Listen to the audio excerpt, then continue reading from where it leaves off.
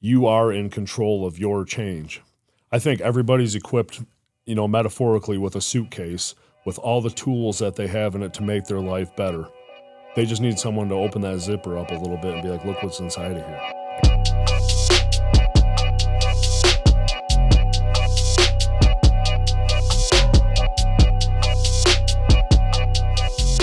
Welcome back to the Level Up Life, Muscle and Mindset Mastery. Thank you, everybody, for tuning in. We really appreciate you. The messages we get, routine basis, fuels us up for the mission, what we're trying to accomplish, just reduce stigma, spread awareness, and help everybody develop a stronger mindset. I have a special guest here today, Matt Krawczyk. Actually, we met. This is the first time we met in person. Yep. And so I'll let you tell your side of the story, how we met. Yeah. So I believe it was a post on Ask Midland. You posted, it was either something about sobriety or, personal. It was something that piqued my interest. And it made me feel pretty good to see it. You don't see a lot of positive stuff out there. So I believe I started following you before I sent my initial message. And then after I followed you for a while, I really liked what you were doing with all the training and stuff, sharing your story, the stigma that's out there. And it really personally changed my mind on the whole addiction thing. I've always kind of had it wasn't a stereotype, but I felt a certain way about people who had that in their story, and it wasn't a good way. But the story that you shared and the things that you had gone through and the progress that you had made really made me kind of open my eyes to the fact that I was ignorant to a lot of it. And I really liked a lot of what you were doing. So I reached out and let you know that. And from there, it was kind of, we followed each other a little bit. I try to interact with your posts. It's just about everything you post. I support what you're doing. I love the show. I love what you're all about. And, ever since then, I've been following along with you and trying to share where I can and watch and listen to the podcasts. And all of it's been great. Yeah. So awesome. That's literally why we started this show. And in a micro sense, you're the result we want. Not necessarily in that specific way every time, right. But just creating that positive impact. I know there's a lot of stigma around people in active addiction, yeah. And it's easy for me, even being recovering addict. Sometimes I look at behaviors and I'm like, man, why did you do that? But I was just talking with one of my clients today about how, when I was using it was opiates, and it was, you had two options. And this is how I try and explain it to people. Imagine having the worst flu of your life, and, you can take this medicine and you feel 100 times better. Yeah. Or you can, just coast it out. Yeah. It's really hard in those moments to, really... I'd make it 24 hours. I'm going to get clean this time. I'm going to get clean. I wanted it. Yeah. And then it would just be just one more. It was so easy to just do one more. Just one more time, and then I'll do it, right? So in my case, you get in some pretty dark ways, and it's you have no hope, which I remember... When I got in trouble for the checks, there's no hope, right? Yeah. I'm my life's a piece of shit. I'm a piece of shit. My life's not going anywhere. I had zero hope, and I didn't care if I got in trouble for what I was doing. And that ended up being a blessing because I got some sobriety in, and it wasn't my last go around, but just the constant struggle to try and sustain it, because I had to really dig into why. But yeah. It's huge, and that stigma even goes from right? I always say same different demon, different names. But, you know, I was, for the most part, an alcoholic, right? Drugs that was recreational. Even though I continue to do them, that wasn't my vice. Especially, you know, the last couple of years of my usage, because I had to pass drug tests in the oil field. I mean, I stressed out and sweated out and be the last one to blow in the breathalyzer in the morning. But, I mean, the same thing. And, you know, what I could justify, right? Well, alcohol is legal. And then my moral compass, right? I was faithful to my wife and all this other stuff where I'm not stealing from people. I'm not robbing to do this to get my next fix and all that. And what I justified, like I was better. Even though addiction is addiction, right? How I looked at it. And I mean, I had to change my mindset. It was actually that gentleman that just came and he says, how about we just drop the labels? And we talk about it, how it is. Because it is the same thing. We're fighting the same demon. And no one is better than the other. But huge kudos to you for being open-minded enough to change your mind. Because that's a tough one. When we get set in our ways and, you know, portions of that old thinking, I'm sure there's a lot of it that is still correct. But being open-minded enough to find that empathy and that understanding and not just, and turn around or turn your back, whatever else. Yeah. I mean, that's huge. That's some strength right there. Well, one of the things that's really helped me too is my fiance. She's a bartender. She's sober. Her and her sister both. They don't drink. They used to revolve everything they did around alcohol, and I didn't really notice it was a problem at first when we first got together. You know, they were just having fun and it was normal. But she knew so many people who, both sides, drugs, alcohol, passed away young. And then there was a year that I think like 3 or 4 of her really good friends passed away in a year from alcohol, like in their early 30s. And it wasn't hard drugs, like, you know, like you would think. Nobody in their 30s dies from alcohol, you know. And so she's always had the side of the story where you don't understand it. And I'm like, yeah, that's bullshit. It's not that complicated. It's people making bad choices. I've been through shit too, and I never was like, hey, I'm going to do heroin about it. And that was how ignorant I was to the subject. You know, it was an excuse, weak-minded people. And then, you know, she had helped me a lot. And then when I started to see your guys' side of the story and see that, okay, it's not that simple. It's not just a sign that you can read that there's something beyond it.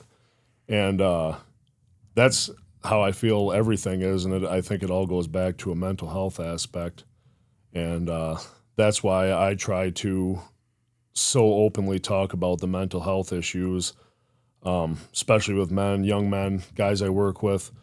I learned that if you just open up and talk about it, if you even just mention in casual conversation about mental health and the struggles that we have with mental health, you know, a lot of the times people will just open up like they've been keeping it inside and just waiting for someone to mention it. Mm-hmm. And, you know, even guys that you wouldn't even think that would have it, you know, younger guys. I got guys that I work with that are, you know, 19, 20 years old, and you mention something about mental health, and it's like you see like a light bulb go off in their head, like, oh, I can talk about it now. It's normal. Yep. There's somebody who I can share my feelings with. Yep. And even if it doesn't go back to addiction, a lot of it, you know, the drinking seems to be more normal, obviously. You know, the guys I work with I use those as an example because I work with a lot of different guys from different walks of life, and I'm with them for 50, 60 hours a week, you know, so I know all their stories. I know their struggles. But I've mentioned mental health issues to guys just in passing, and it turned into a half-hour-long conversation. And it was like they've never been able to talk about it before. And, you know, that's one of the things I'm also trying to change, is trying to get people to open up about it. You're not weird because you have mental health issues. You're not different. Everybody struggles. Everybody struggles. Everybody has a story. Everybody's gone through shit. You're not special because you have. Especially in our world, you know, fitness. You go to a gym and you can ask anybody who spends a decent amount of time or is in pretty good shape, why'd you do it? What's your story? And it almost always goes back to a really deep place, a really deep, sometimes dark place. Yep. And you find out that there's roots that are dark, and people don't really like to talk about it unless you open up and talk about it. And then once you do, it's like the floodgates open. Mm-hmm. And that's what I try to do, is get people to talk about it. I want to hear about it. Even if I can't help you, which most of the time I can't. I'm not a therapist, right? But I have ideas on how you can feel better. Sometimes it's just getting the words into feelings and pushing them off your chest, getting the weight off your chest, like almost. And knowing somebody cares. Right. Having that ear. I mean, sometimes, and I say the same thing, like you pick up a lot of the stuff, and thank goodness for recovery too, where you take in a lot of knowledge. But I don't know it all, but I'm sure trying. And sometimes out of all that stuff, one of them darts hits the bullseye and makes some sort of difference. But knowing that people care is a big deal when you're struggling. That makes a big difference. And some of my breakthroughs that I've had in my healing process have just been because I was talking about it. And then I realized there's been times I've said stuff and I'm like, wow, that's crazy. I can't believe I'm thinking like that, because when I'm up here, it makes it sound a little better. Yeah. I can make it sound better than when I say it to someone else. And then I'm like, oh yeah, that's not cool. Yeah. But on the subject of like, I don't think people ever jump right into the hard stuff, right? No. For my scenario, it was like, and I explain it with the visual, like I started here. My parents smoked cigarettes. I watched my dad drink, and I was like, I'm never going to do those things. And it was just a small compromise, just drawing these little new boundaries in the sand, right? So these small little compromises over time, and before I knew it, I was like, looking back, and I was an IV heroin user, so it was like, I'm just sitting there one day and I'm like, how did I even get here? This was never part of my plan. This was never something I'd wanted in my life. And here I am, so I think it's when you talk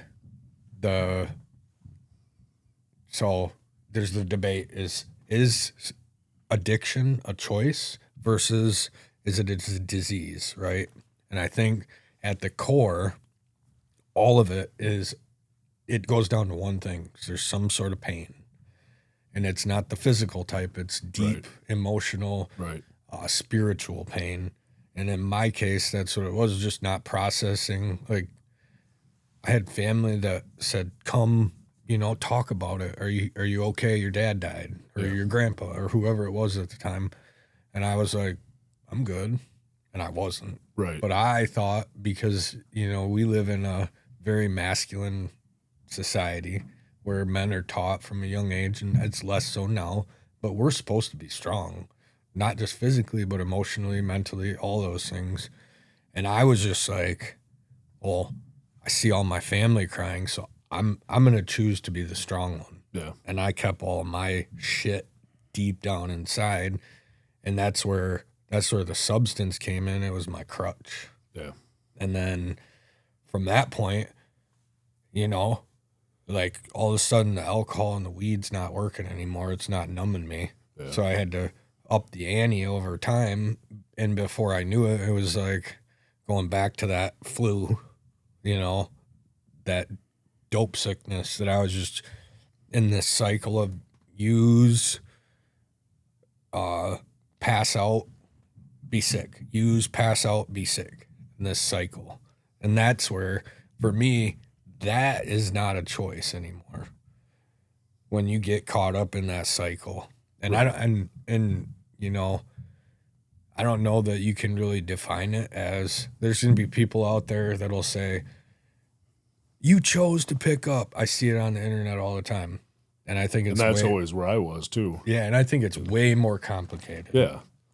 And so my thing was always, because I understand yours initially came from an injury, correct? And then you were, so That was my first taste. It was from an injury. And I hear that pretty often. But my thing with the alcohol was always like, no doctor's ever like, oh, your back hurts? Go home and drink a 12-pack about it. Right. Or get a fifth of whiskey. That'll help you. And so my thing was always like, that's a choice that people make. And, but like you said, it's much deeper of a level than what you see on the surface. Like, yeah, you see this guy's drinking all the time, but why? Right. It's not because that's the best thing he can do with his time. And I believe that becomes a choice at first, especially with alcohol, specifically with alcohol. And that's more socially acceptable. Right. And that's, and a lot of people, you go anywhere nowadays, it's, hey, let's have a beer. Or, you just randomly pass. You could be in the line at the grocery store and a guy's got a 12-pack in his cart and he's like, if the cashier takes any longer, I'm going to crack one of these bad boys open. It'd be different if he was like sitting there flicking a syringe, like, here, this is taking too long, Right. But, that's a part of it is there's something so much deeper.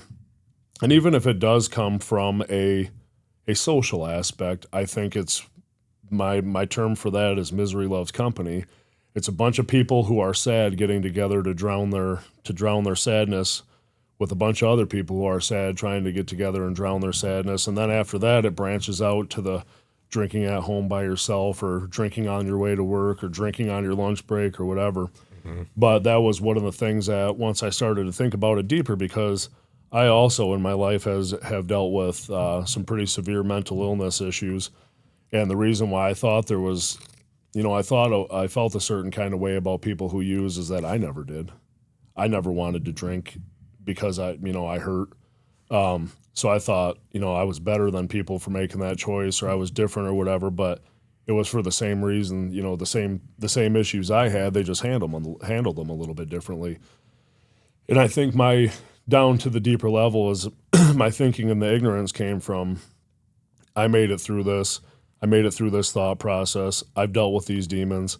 Why can't everybody else do it that way? But we're all completely different. And once I finally understood that that's not how everybody works. We're all completely different people. We all handle things differently. We've all been through different stuff. Somebody's shit might be a lot easier to go through compared to what you've gone through, but they're going to process it differently. Just because you process it differently doesn't mean that that's the baseline of how they are supposed to do it. I think of just an analogy, right? Like if I get a flat tire on the highway and I don't have service, it's not traumatic to me because I know how to change a tire. Right. I'm not scared of being in the dark or alone, but I think about my niece who's, she's young. She doesn't even have her license yet. When she's 16, or any young lady or any young guy who doesn't know how to change a tire gets a flat on the side of the road, they don't know how to change it. They don't have cell phone service. That could be a traumatic experience for them. So, yeah, I mean, and it is. Everything's different where, what causes pain, what hurts as far as, that didn't faze me, but it hurts the next person pretty rough. Right. There were some, issues, but I didn't have a whole lot of trauma or anything, which started all of my partying. I was so secluded. Oh, what's that? And jumping and more of the curiosity type. It was rarely, especially as everything developed to where I knew I had an issue. It wasn't, I'm sad or I'm pissed off. It was, it's Tuesday. I'm getting fucked up. It's Wednesday. Everybody else is on Friday, Saturday. It was just one of them things. And don't get me wrong. There were times where them emotions, but playing ball on Tuesday nights did not matter who we were playing and if I knew we were going to win or we were going to lose. I got a box of beer and a bottle on ice. The cooler will be empty, aside from some cold water in the morning. It became, that's who I was. And I think you could have called me Al, not Waz or not Dave. I think there's a difference between, we're talking recreational, which I always think of my wife because she can drink a quarter of a beer. She can have a beer and not drink the rest of it. Where if I had a cooler, like you're saying, cooler in a bottle, or say I had a 12-pack in the fridge and then a pint up in the cupboard, whatever's in the house is going to be gone. Yeah. There has to be a large quantity. And my big drinking days for me to wake up with booze in the house still, because I never drank for the social aspect of it. I never drank for the flavor. It was for the effect. Right. I wanted to get tore up As quick as possible. Yeah. Yep. Yeah. I mean, I distinctly remember telling my old lady, I'm like, you know, all these other things, bars for drinking. So you can shut up. And, you know, she very, very seldom, I mean, in the 20 plus years we've been together, I think she's drank 3 or 4 times total. But I'm like, if there's a band and there's dancing, cool. If there's pool tables or darts or all this other shit, awesome. But the bar's for drinking. We'll call it something totally different if there's no alcohol. But you have your good time, do whatever. We're going to the bar. You signed up for one thing, and that's driving my ass home. Because now I know I don't have to drive myself. And, I mean, it was on, especially if she wanted to come out. That's just how it always worked, right? And, I mean, there were seldom occasions where I could have a couple or this or that, but that wasn't it. And, I mean, and it grabs a hold of you, you know, for certain of us, you know, with our stories, and it don't let go. I think alcohol can be even more of a challenge too, because of the socially acceptable side of it, to where it's like, you know, I'm not doing heroin. I'm just having a 6-pack, or, you know, I'm drinking a pint a night. What's that? I'm not even getting trashed. Because for some people that would be trashed, where, you know, if you develop a tolerance, then it's like you need more. So then the standard kind of changes, but. Right. So you talk to people, and every night, like, I'm going to go home, have a couple beers, and that's completely normal. It's more not normal for you to have someone be like, hey, what are you going to go home and do tonight? Like, I'm going to read a book and then I'm going to work out. Like, that's boring. Yeah. Why the hell would you do that? Yeah, I mean, it's... Have you never had beer before? You know? Yeah. And, I mean, people, well, why aren't you drinking? Why, you don't want one. Like, you know? That's a common one where, you know, people, oh, okay, cool. Right? When you ask for a water, that's what you're drinking. And, why aren't you doing heroin? Right. Why isn't there why is there no pile of cocaine on the table? Right. You know? But they're going to try and talk crap that you're drinking water or a Gatorade. Or I heard a myth. I don't know if it's true. There's a local bar here that would give you a free drink if you brought your AA chip in, which that's just like, I mean, when someone puts in the effort to, that's a slap in the face. Yeah, it is. That's but nasty. That's the same thing as like you got your buddies that know what you've gone through. They know what you're going through. They know that you have a history with that. And they're like, come on, man, it's just one beer. You can have just one beer. It's not going to hurt. You're not going to get drunk on one beer. Right. No. But what kind of door is that going to open up for me? Mm-hmm. And I think that's one of the big issues that we see, is that a lot of people, especially in recovery, are trying to stop. They can't, because their outside presence pressures them so much that they finally just give in, when they don't have people like, hey, man, come work out with me, or hey, let's watch this podcast and talk about how we feel about it, or doing positive things, doing good things, doing things to improve themselves. But you have hundreds, if not thousands of people, hey, let's go out to the bar. It's New Year's Eve. We're going to get trashed. Right. And that's where I think the problem comes, is that you have so many people that push that. And I think the sobriety thing now is trending in the right direction. I think it's starting to be a lot more popular, especially with the people, hey, I'm choosing not to have a drink. You know, you see the dry bars out there. You see the places that have popular mocktails, stuff like that. I seen a statistic that alcohol use, too, is at an all-time it is. low I saw that, too. I'm like... My thing always was, so I went through a phase in my late 20s where I had a relationship end. And it was my first time, being single. I was trying to find out who I was. I didn't know who I was since I was a teenager. It was always the same person that I was with. And I started, my buddies, one of my good buddies went through a breakup at the same time, and he's a drinker. He likes to drink beer. And we would go out and we would have drinks. And my problem was I could drink a lot. I was a big dude. I could drink like 15, 16 beers and not really feel it. But I went from, I would start to get a buzz. I would be super fun. And then it was bad. Yeah. That's what alcohol brought out of me. It brought my demons out. It brought angry Matt out. It brought depressed Matt out. It brought, I'm going to cry in front of everybody tonight. I'm going to call people and cry to them, and it was like, I don't know, maybe 5 to 6 months of I'm going to go out and drink at the bar and have a good time and hang out with my buddies to, man, I can't do this anymore. This is every morning I wake up and I'm like, I feel like an asshole. I treat my buddies bad, do stupid shit. And then just because of, I think, my stature, I specifically had a time I remember I was sitting at a bar in Bay City. I didn't feel like drinking that night. I was out with a couple of my buddies and their wives. And I was sitting off to the side by myself. I had one Budweiser and a glass of water.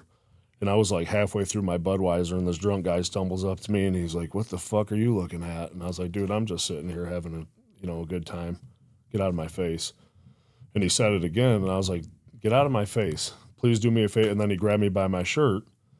And at that point, I'm not going to let... So I threw him on the ground, and then this whole big thing came of it. And then that was one of the points where I realized, like, this isn't something I want to do. This isn't helping anything. It's not fun. Mm-hmm. There was a couple times at first I was like, man, I can see why people do this. You go out, you listen to good music, everybody's having a good time. Your buddies are buying you beers. It's fun. And then after that, it was like 3 months after that, I was like, this can't be a path I go down. This is bringing out the worst in me. This is making me go to a place that I never want to be at. And so that was a pretty short-lived thing. And I never at the point was, hey, I need a beer. I want to get out of here and I want to get out of work and go drink a beer. But when the idea, my buddy called me on a Friday night, hey man, when you get done working out, we're down on Hamilton Street, meet us down there and we'll have a couple beers. And for a little while I thought it was fun, but like I said, it got to a point where there was a very short period where there was fun, Matt, and then it was like a switch flipped and Matt wasn't fun anymore for anybody, especially not Matt. Now let's take a moment to thank our sponsors, Pine Haven Assisted Living. At Pine Haven Assisted Living, they believe in making every resident feel at home. Nestled in the peaceful countryside of Hemlock, Michigan, they offer compassionate care in a family-like environment where residents can enjoy independence with the support they need. Registered nurse-owned and operated, their team provides personalized care, home-cooked meals, and a range of activities to ensure your loved ones continue to live a fulfilling life. They also have alpacas and llamas on site to enrich the lives of their residents. Experience the warmth and comfort of Pine Haven. Call them today at 989-295-6632. That's 989-295-6632. Or you can visit them on their website at pinehavenassistedliving.com. That's pinehavenassistedliving.com for more information. Now, back to the Level Up Life. Right. And I think, so I want to go back to, your friends always saying, when it comes to alcohol or even weed or being like, hey, come out and have a drink with us, or hey, and I've had that type of experience. And I've also, I got out of prison and I was like, I got to get out of Midland. I have to be as far away from these people because they're influencing my behavior to some extent. And if I get triggered because I see this person, then I'm going to want to, and there was all this, I thought I was being really smart by changing my location. So I get to Cadillac and nothing changed up here. and my behaviors and my thinking patterns, and I literally attracted into my life the same type of people. Yeah. And that was, my cycle was always alcohol when I was on paper because you could get away with it easier. Get off paper, it would be weed and alcohol. Throw in some other substances, hallucinogens, coke, all that. And then I would end up having some sort of injury or something, and it would be opiates, and the rest would fall away. And I did this probably 2 or 3 times. Yeah. And the reason why I've had success most recently, and I credit drug court or recovery court with a lot of it, but going to inpatient treatment and all these core beliefs that I had about how I was supposed to think, how I was supposed to behave, changing those is what allowed me to create like long-term sobriety. Right. And love how you talk about accountability with fitness. It's really important. You got to be accountable. Well, everything in life, honestly, is it's one of the most important basic core beliefs you have to have. Mm-hmm. And I think when we talk substance use, I think at some point for me, like going back to the choice versus like mental health, right? Yeah. I think at some point for me now, if I went back, it would be a choice. Yeah. In the beginning, it wasn't. Right. So it became a coping mechanism. But now where I'm at, I've developed awareness. Awareness is where that started.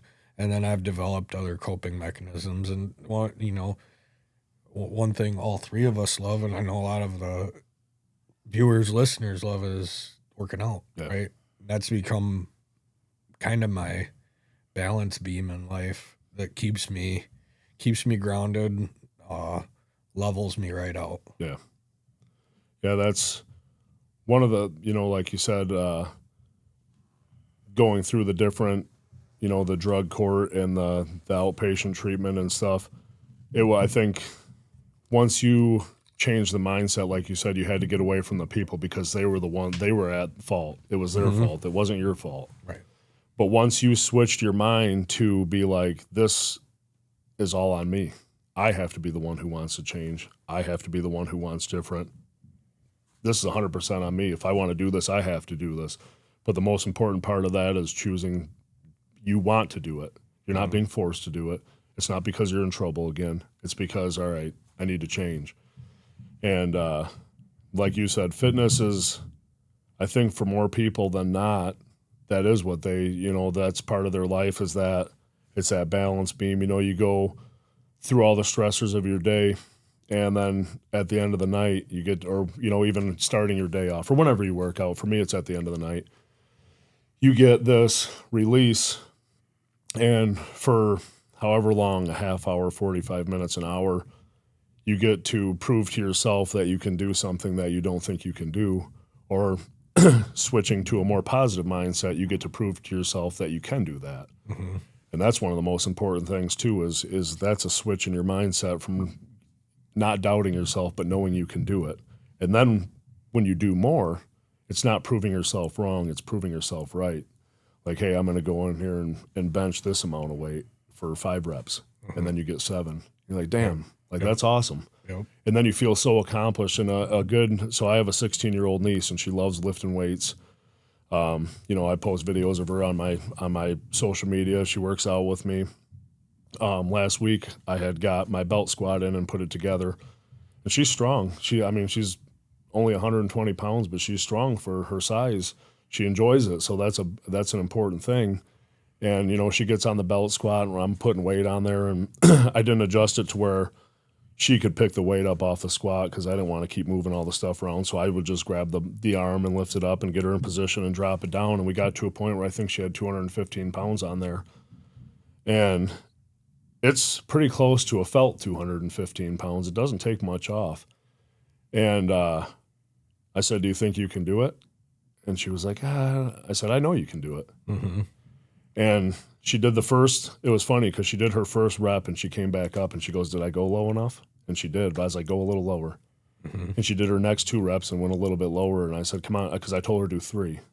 And I said, you got 1 more. And she did 4 and cranked it out. And I unhooked her. And she's like, man, that made me feel really good.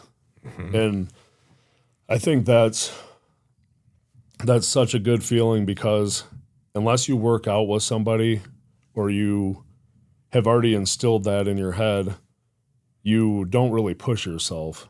And then when someone pushes you and you do it, she said, like, that's one of the only ways you can get instant gratification. You know, and we're all after that. Everybody loves the instant gratification, I feel it now, I want to feel it now. And there's not much better than going for a new PR or going to pick up a weight that you didn't think you could do or you previously have failed at, and then you do it and you're like, man, that's awesome. And I could see it in her eyes that she didn't think she could do it. And I obviously wouldn't have let her do it if it would have been unsafe. But what she had lifted before, I knew that she could get a couple reps at least to 215. I knew she was going to be able to hit it. And I saw the look on her face when I had let all the weight off and it was all pulling on the belt. It was like I saw her eyes go to, like, I'm locked in, this is going to happen. But I didn't think she knew she could do it for 4. Right. And that's, that's one of the things that helps you because you get that instant satisfaction, you get that instant gratification, and you feel so good about yourself. And you get done with a hard-ass workout, and you're like, man, I accomplished something. That's cool. Or you have this goal that you set out for however long. The delayed gratification. Right. And for me, one of those things was bench press. When I first started working out, I had inconsistently worked out all through my early 20s. And then I've had a couple pretty bad injuries in my life. I had my left hand completely crushed in a machine at my last job. Took me almost a year to get it repaired and learn how to use it again. And then my right hand, I had surgery on my right hand and wrist, and then they had to go into my elbow and release some stuff in my elbow. And after that, I had always been in decent shape. I played a lot of high school sports, wrestled, basketball, hockey, football.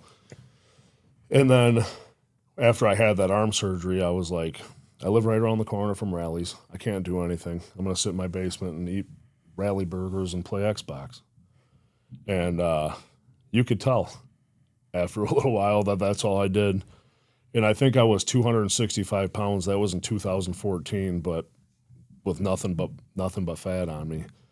And that was when I decided to join the first one I went serious about was Old Town in Bay City. That's where I live at, that's where I still live in Bay City. But I got my buddy to join with me, and every day I was there, he was there. He never really let me down. But I went from like 260 to 220 with my main goal being fat loss in like 2 months. I would eat like 200 grams of protein and nothing else. That was all I cared about. I didn't know about carbs or fat. I just knew that you had to eat protein to get muscle. Yep. And I would see all these guys bench pressing big weight, specifically these 2 guys. One of them was Russell that you guys had on the show. And he was crazy back in the gym. He was loud and annoying. You'd be like, man, shut the hell up. But he was strong. Yeah. And at first, at a base level, I would see him and I'd be like, God, that guy's here again. But then him and I started to become pretty good buddies, and we ended up at a couple different gyms in my career. And there was another dude there that would put 405 on there and rep it out, and I was like, that's insane. And here I am, the same weight as that guy, and 225 was a struggle for me. And so I set out this goal. I thought, man, it'd be cool to bench 500 pounds, and I was like, I'm never going to bench 500 pounds. And I would go back and forth from lifting, and once my buddy that I originally started Old Town with, him and I kind of parted ways. I stopped taking it so seriously. And then in my early 30s, I got with the girl that I'm with now. And we got together right after I turned 29, but I finally lived a life that I didn't need that release. I didn't have the pain. It wasn't, I had to go to the gym, otherwise I'm going to break. And I tapered off, and it was funny because 2 people, right when I posted my status on Facebook that I was in a relationship, they were like, all right, we're not going to see you anymore. It was nice knowing you. And for the first few weeks, I'm like, hey, I'm at the gym still. And then I fell off because I didn't need that. And it wasn't just because of the new relationship, fairy tale everything's good in life. It was, I finally felt peace. And it wasn't just from her. It was during the time that I was single. That's when the accountability started. I realized that I stopped blaming other people for my problems and started to realize that even if other people treated me poorly, it was on me because I let them treat me poorly. And that was a thing that I dealt with my whole life. Teachers, I was a bad kid in school. Teachers told me I would never be anything in my life. I had people in relationships that told me I would never be anything. I had parents tell me I would never be anything or go anywhere. And I believed them. I was like, they're right. I'm never going to try to do anything to prove them wrong. It's way easier to go that route because it's really easy to not be anything. All you got to do is sit back and don't do anything. Right. And so I did taper off for a while. And then 32, I was about 32. I got really serious about it again, got in pretty decent shape. And then COVID happened. My daughter was born. That's when I started putting my home gym together. I had a squat rack, a cheap bench, like 2 sets of dumbbells and a barbell and a couple weights, nothing to do anything substantial with. And I started working out in my garage a little bit, but I could not motivate myself to do it. I was always in that trap that you see, like people, I don't want to work out in a home gym. And I got stuck in that. I was like, I'm not. This is not for me. I can't do this. I'm not convincing myself. I can either at 8 o'clock at night go sit on the couch and relax and take it easy, or I can go out in the garage and lift weights with weights that were put together from Marketplace and Dunham's, and they look like shit, and they're not all the same brand as the ones in the gym are. And I had this mental thing, like I had to have this huge, glorious setup to be able to do it, which I do now. But back in the day, and then I got serious about it again. And once I got serious about it again, because I had benched, when I was 29, I benched 405 for 2 reps, and that was like the craziest thing to me. And so then I was like, I'm in my 30s. It's now or never. I have to go after it. And so that was in like 2023 is really when I solidified in my head I was going to bench press 500 pounds. And I'd get up to like 400, and I'd do that for a couple reps. And then I got in this competition with this kid from Bay City. He's 21, 22 years old. He's just jacked. He's 240 pounds. He probably has like 6% body fat. Mm-hmm. He's, he messes with Larry Wheels' team. And we were in a competition to see who could bench press 315 for more reps. We were going for 20. And I would get to 17 and he would get to 18 next week. And I would try 18 and I would fail. And then the next week I would get to 18 and he would only do 17. And then he got to 19 and I got to 19. I never hit 20. And he did one time, but then I hit 405 for 8. And then the next week, I remember I went in, I laid down on the bench, everything was feeling good. You get that feeling, you're like, okay, today might be the day. Put 405 on there, it moved like 225. I went up to 455, it moved like 315. I'm like, today's the day. And there was a group of power lifters there that I know could spot me the right way. Yeah. It was April 6, 2024, and we slapped 500 pounds on the bar. I laid underneath and I looked up at it and I was like, what the fuck am I doing? Yeah. You start talking yourself out of it. This is not going to go good. And so out loud, I said, come on, motherfucker, you got this. Mm-hmm. And they unracked it. I brought it down and about to lock out, it started to fade back towards my face, like real quickly. But luckily I had good spotters. They didn't touch it. Mm-hmm. But they were ready to catch it. I had a guy on each, or 2 guys on each end of the bar and a guy over top of me. So there was no way it was going to hurt me. And they let me grind it out. And I stood up and I was like, did you guys touch it? And they were like, no. And I was like, holy fuck, I just bench pressed 500 pounds. Who can say that they did that? Yeah. Yeah. So to our audience who's listening, like 225, if you're benching 225 out there, first off, if you're in the gym, keep going. Great. I've been doing this for a long time. Yeah. I'm 37 years old. So 225, if you hit 225, you're in the minority. And like 315, you're in the very, very minority. And then when even though TikTok tries to make it sound like 315 is the new standard for strength, right. It's not. No. 405 is like, you're in the probably 0.00001% of the world. Right. If not less. And 500, there's probably, I'm going to say maybe 10 people, 20 people in Midland that can bench like in any given town. Right. Like, big city. Big city that can, and that's like even a stretch. Yeah. We might be talking like a handful, maybe 4 or 5 guys. So kudos to you, man. Thank you. But, and that just highlights like how long that's that delayed gratification versus when you're talking using any substance, you get instant gratification. Right. And that's one thing I've loved about the gym is, you know, it takes time. Yeah. And effort and nutritionally, like everything and I explain this to clients all the time. There's an ebb and flow to everything. And I was listening to your story and I could see kind of how you know, went like this, but fitness has been part of your life for a while. I know my story is the same way, you know, from high school when it started, when I really liked it, and then I'd drop away from it and then come back in my sobriety over the years. And then eventually now I'm locked in. I'll have 10 years straight lifting, which is like, you know, and I have clients that'll say they want a specific goal, right? And it's our job to really tell them, like, it is achievable. How bad do you want it? Right. Like, it's on you. And it's not like the big picture. You don't have to look at over the next 6 months, I have to do all of this perfect. It's the same thing with as far as staying clean, right? Right. For me, I just have to not use in this moment, in the next moment, in the next moment. And it's the same thing with the nutrition side, which can be a challenge. Just have to not eat like garbage. Right. This moment, that moment, resisting. I have a sweet tooth, you know, like I like Airheads, I like gummy bears, I like sour stuff. Yeah. But that stuff isn't going to keep me healthy beyond like what I want physically and from a vanity perspective. That stuff's not going to treat my body well. Right. In the big picture, inflammation wise, all that. Yeah, everything. There's nothing good about it other than the taste. So you get 3 seconds of satisfaction. Right. But that's one thing I try to get. So I do get a lot of people who come to me about fitness, lifting, diet stuff.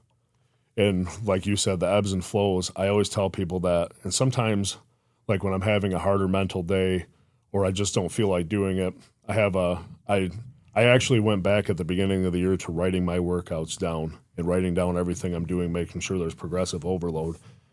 I'm doing better than I did the week before. Before that, I have a whiteboard in my gym. Just write down my workouts, my sets, reps, weight. And probably in recent years, the last 3 or 4 months of last year was the worst I've done. Burnout from work. You know, I work 55 hours a week. I have a 4-year-old at home who's got more energy than you know what to do with. I started to taper off my frequency of workouts. I started to not really care what I ate. Again, it was a protein. I'm getting 250 grams of protein a day. I don't really care what else I eat. And it started to really show. My strength started to dwindle. I started to have more pain in my joints. You know, like I said, I'm 37 years old. I'm not a spring chicken. I've been doing this for a long time. I walk like 10 miles a day on concrete at work. And so my New Year's resolution wasn't, new year, new me. It was get back to the old you. We have to get back to the famous beginning of a David Goggins video. It's time to get back to work. Let's get back to fucking work. And that's what I had to do. So one of the ways that I did that is I set myself up, cleaned my diet up. That was my first thing. Get my nutrition back in check, making sure all of my macros were where they needed to be. Start tracking them again. Start tracking my workouts. And then start training like I used to. And that was one of the things when I was in the gym, people would look at me and be like, this dude's going crazy. And like, that was always one of the things I wanted was that people saw me and they're like, this dude's working harder than everybody else. I might not be bigger than everybody else. I might not be stronger than everybody else, but there's not going to be anybody in that gym working harder than me. And so I get a lot of the people, and the other day I was not feeling it. I go out there, and now my thing is, if you're going to be out here, work your ass off. If you're going to make yourself come out here and go to the gym and lift weights, work your ass off. don't pussyfoot through a workout. Right. And so I wrote on my board, I just drew a line that was like this. I said, this is still consistency. And, you know, throughout most of last year, I was good. You know, back when I needed the gym, it was 6 days a week for an hour. I had to do it. Rest days I hated. You know, we would go camping. Me and my wife would go camping, and we would be like, I'd be like, I can't wait to get home Sunday. Hopefully I can get everything put away and I can get to the gym. But now, you know, I train for different reasons. I still like to lift really heavy, but you know, being healthy for my daughter is the main driving factor. Being healthy for myself, being a good example for other people. But now I work out 4 days a week for an hour. But I just make sure that I'm pushing myself. I am training smart, making sure that I'm not just going through the motions. At the beginning of my workout, I'd be like, all right, I'm going to curl 100 pounds. I only got to do it for 10 to 12 reps. 10, 11, 12, right? I'm done. Yep. And there was was I working out? Yeah, I was getting my heart rate up. Yeah, but it wasn't like strategic. Right. And it probably wasn't doing anything for me. And I like, it was around Thanksgiving time. I looked at myself and I'm like, man, you don't really look that good right now. You haven't worked that hard. There was days that I was only working out 1 day a week. And then the 1 week I got like a cold. And I was like, I got to take the whole week off of lifting because I have a cold. And yeah, you do need to take a little break if you're sick. You got to let your body heal up. But I use it as an excuse to not push myself. Mm-hmm. And through different podcasts and books that I've been reading and different mental exercise stuff that I do, I really, so now I do, if I'm not working out that day, I have to do something mentally to improve myself, whether it's read a book, listen to a podcast on my way to and from work, watch a podcast, try to engage with people. And lately I've been trying to share recipes that help me stay on track. You know, we've been doing, you know, some snacks that we do that help make, because I'm trying to, you know, everybody's trying to be healthier in my family. We got to set an example for my 4-year-old daughter. Mm-hmm. How can I tell her that she has to eat her vegetables and eat good if I'm sitting there eating like a pile of shit? Right. She sees what I'm doing, not what I'm saying. And one of the things with her is that she has all she knows about me is that Daddy's strong. She's been going to the gym with me since she could walk. Oh, yeah. That's such a good atmosphere. It's funny because she just mentions it in passing like it's nothing. Like we'd be picking up my niece and she's like, I bet you Daddy can pick up my house. And she really thinks that. Mm-hmm. And it's normal to her. She has milk at the end of the night. We give her a little cup of milk and that's her protein shake. And, you know, she'll get done eating her chicken on her plate at dinner and she flexes and she's like, Daddy, look at my muscles. But that's all she ever knows. And right now, obviously, she doesn't come out to the gym because it's a struggle to me to get it to like 45 degrees out there, which is fine for me, not really fine for her. Right. Then she hates the sound of the heater. But I my number one thing is I'm trying to be the person that I needed when I was young. Not just for her, but for these 20-year-old guys that I work with, the people who follow me on social media, the people who watch me, and that's maybe like once a month. I don't have the following that you guys do, but maybe once a month I get a message from somebody saying, hey, man, because of you, I cleaned up my diet a little bit and I've been going to the gym. And there's nothing that feels better than that. Yeah, you guys know that. Inspiring and right. helping and motivate it's not, others.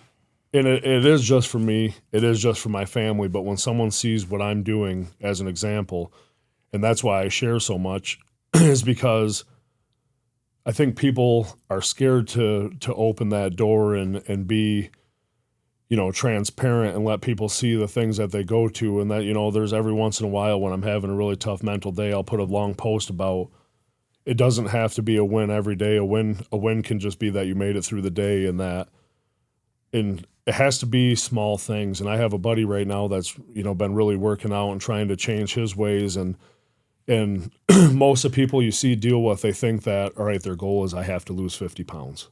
And that's all they see. And then that becomes daunting to them because 50 pounds is a lot of weight. But think about it this way. Just make sure you write your meal plan out and make sure you eat that plan for the day. You won. Mm-hmm. That's a win. Stack those tiny little wins, and then all of a sudden you're going to be like, holy shit.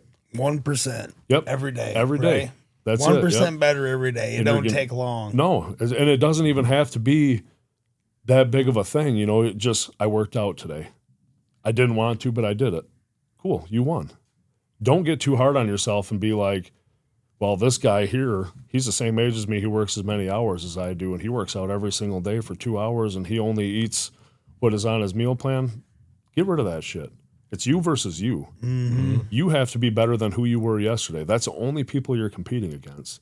And it's kind of the same thing that, the addiction thing is that you're not going to look at it right your first day being sober and be like, I want to be sober for 6 years. I want to be sober today. And then you start stacking that up, and then all of a sudden you're like, hey, I got my 30 days sober. I got my 60 days sober. I've been sober for half the year. And from the beginning, if you said that I wanted to be sober for half the year, it's going to seem like it's this daunting thing. You're like, man, I don't know if I got it in me. But for 24 hours? We talked about that in treatment where it's like, you look at it like, I have to not use for the rest of my life. Never again. There's so many like right decisions versus like one mistake. Like it can be overwhelming, but it's just, they say in one of the programs I was associated with, it was just for today. Yep. Yeah. So just one day. And that you can apply that principle to just for today, I'm going to get my workout in. Yep. Just for today, I'm going to eat whatever meal plan it is. Or, for some people, it's just a matter of like you said 1 degree or 1%. What made me think of 1 degree, right? 1 degree of change, which could be, I'm not going to eat pasta anymore or bread, or it can be cutting processed sugars out. Yep. 1 degree of change, your destination can completely change. Yeah. Mm-hmm. So eventually you're on a completely different course. Mm-hmm. And I think another problem we see is, well, you guys see it more. I'm not a trainer of any sort, but just through talking to people, they think that they have to completely change their whole personality, everything they do, everything they eat, all of their habits. And it doesn't have to be that way. If you ate your whole, say your thing is Reese's peanut butter cups. Mm-hmm. If you followed your meal plan all day long and you are like, you sit down at the end of the night and you're like, man, I want candy. Eat 1 Reese's peanut butter cup. It's not going to kill you. It's not going to ruin your process, but that can't lead into, well, I just had 1. 2 is not bad. There's 2 in the pack. It can't be that bad. But and I think that's where people go wrong, especially like the resolutioners, we say, is that all of a sudden there's this new day. I have to be a different person now. It doesn't work that way. Just small, even if you just start off, I even tell people just start off with one of your meals. Yeah. If you normally stop and get a McDonald's breakfast sandwich on your way to work, make a protein shake or make a smoothie.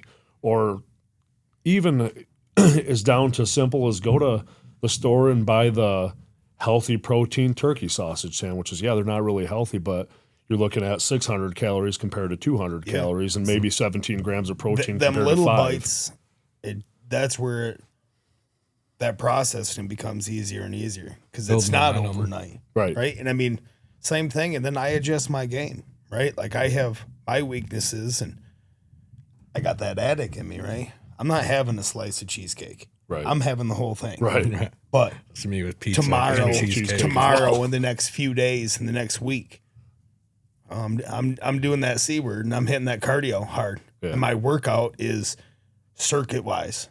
I'm going heavier on the weights, but there's 0 to minimal rest because I'm burning them calories because I elected to have that whole cheesecake. And I know what I'm going to do to myself to kind of try and do what I can to balance it out. Right. And more often than not, I abstain. I don't do it. But when I do, I go hard. Yeah. I mean, that's just my mentality when it comes to that stuff. Yep.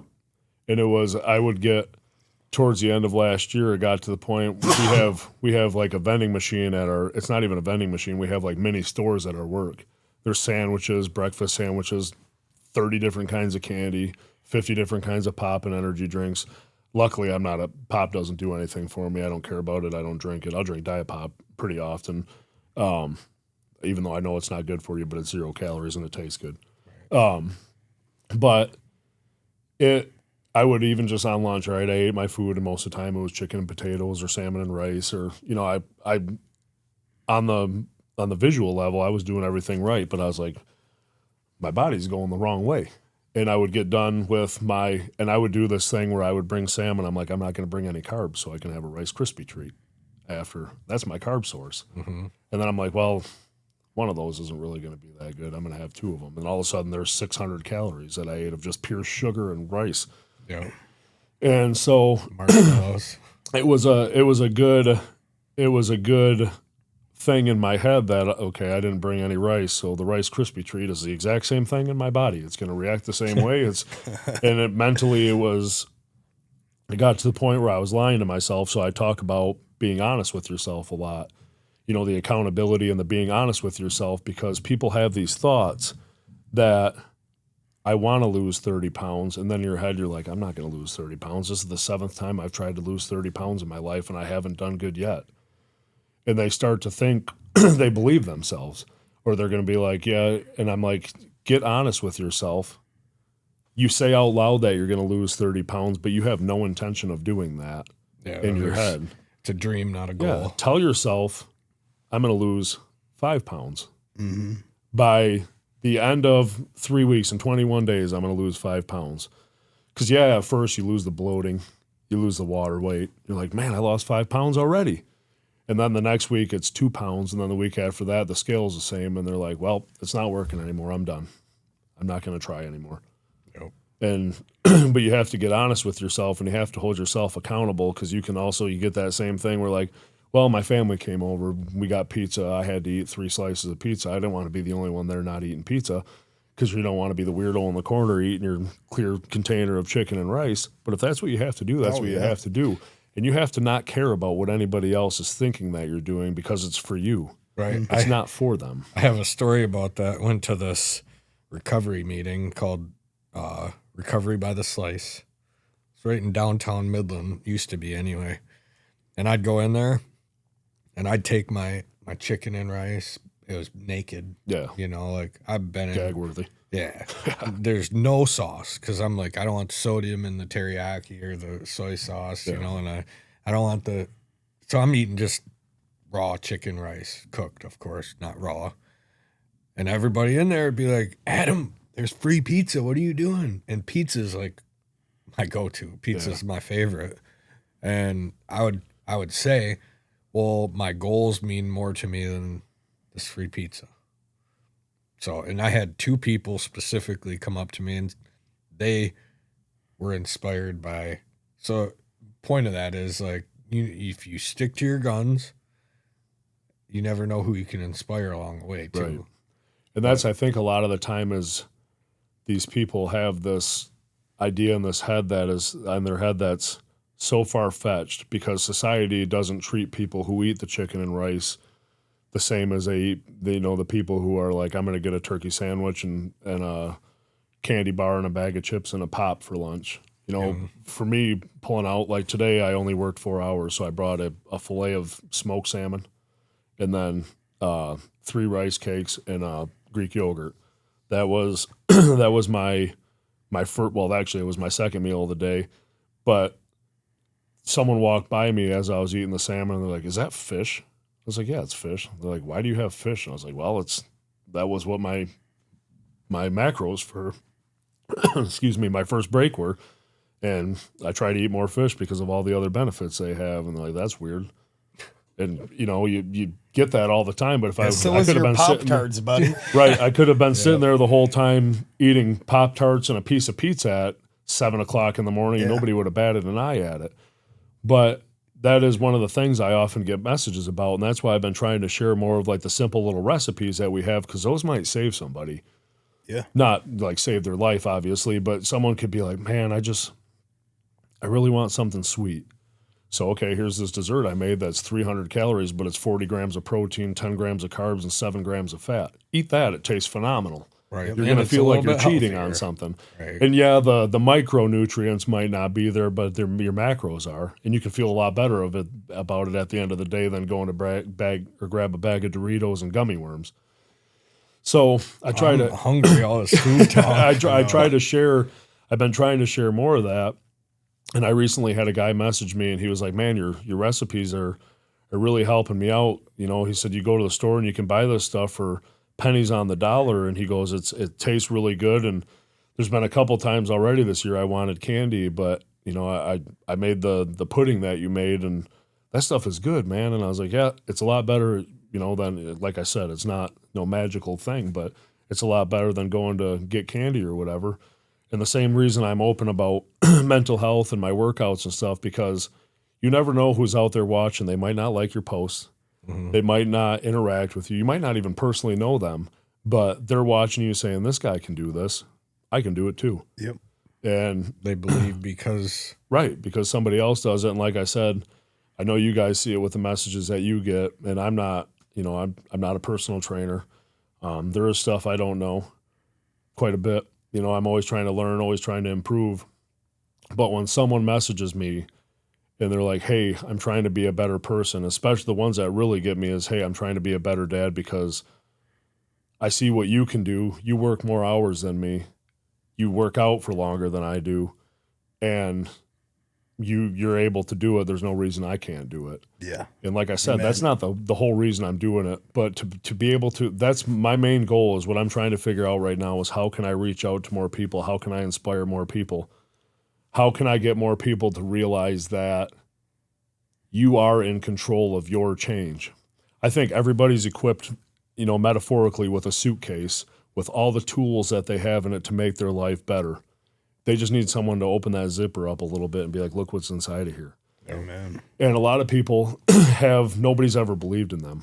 Nobody's ever told them they could be better. No one's ever told them that there's more to life, because society, 90% of the conversations I walk into is people are talking about TV shows or a movie they watched on Netflix or a video game that they played or what kind of beer they drank this weekend, or whatever it is. And then I start talking about, hey, this morning I listened to this podcast on my way to work, and here's some of the stuff I picked up for it. And they're like, right. I don't care about that.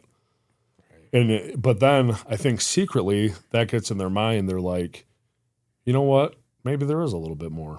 Yeah. And people planting seeds. Yeah. And I see it come to fruition a lot because I see these people. There, a guy at work who comes up to me and he was like, hey, I know it's not a lot of weight to you. And I was like, shut up right there. Stop talking. Mm-hmm. I said, don't compare yourself to me. Now continue with what you're going to say and change the way you started that. And he was like, all right, I just wanted to tell you that for the first time in my life, I benched 225 this morning. I'm like slapping him on the back, hyping him up. I'm like, hell yeah, dude. Like, good for you. Especially at, we got to start work at 6 o'clock in the morning. It's not 9:30. We're not bankers, This guy's at the gym at 3:30 in the morning hitting PRs in his mid-30s and stuff that he's never done in his life. Like, I'm cheering you on. Like, now, every time I pass by him, I'm like, when are we hitting 250? Yep. When's 275 going to go up? Keep pushing them. Yeah, and I try to get people to realize that it's more than a physical thing. It has to start with mental, and you have control of that. If you so many people, you ask them what their goals are, and they're like, well, I don't want to be fat anymore. Or I don't want to raise the standard, right? Yeah, I didn't ask you what you don't want to be. Tell me what you do want to be. Yep. I don't want to hear the negative part. I want you to tell me what you do want. What are some goals you are going to reach? That's what I want to hear. And so I tell people, I just recently read this book called Relentless Positivity, and it's not a true story, but it's laid out really well, and it's easy to read how this minor league baseball player changed his whole mindset and ended up getting to the pros way later than people told him he was done, his career was done. But the book was really, really well written, and it did drive the point across that if you change your thinking and you really do focus on being positive, and even if I get in my head sometimes, I'm like, man, this sucks. I don't want to do this. And I get in my head and I'm like, no, this doesn't suck. I get to do this. I have the ability to do this. That's right. People don't have the ability. There is some people, everybody can control their life. I tell people that all the time. You are in control of everything. Obviously, there's people who are, have circumstances that don't allow them to be in control of their life. Disabilities, situations, stuff like that, obviously. But for the most part, every one of us has the ability to control our outcomes, our mood, everything in our life. We just, I think, sometimes need someone to step in and be like, hey, here's what you have to do to get better. be better and feel better. You get these people who are mopey all the time, and you're like, I can help you. Just listen to me. Yeah. Here's some tools that help me. They have to choose though. Right. Really appreciate you coming on today, Matt. Yeah. I appreciate you were the first message that I got about the podcast, and that was when I was in a low about it. Like, is this the right thing? So I really appreciate you reaching out when you did. Everybody who's reached out, everybody that tunes in, thank you so much. You are part of the mission. Don't forget to like, share, subscribe.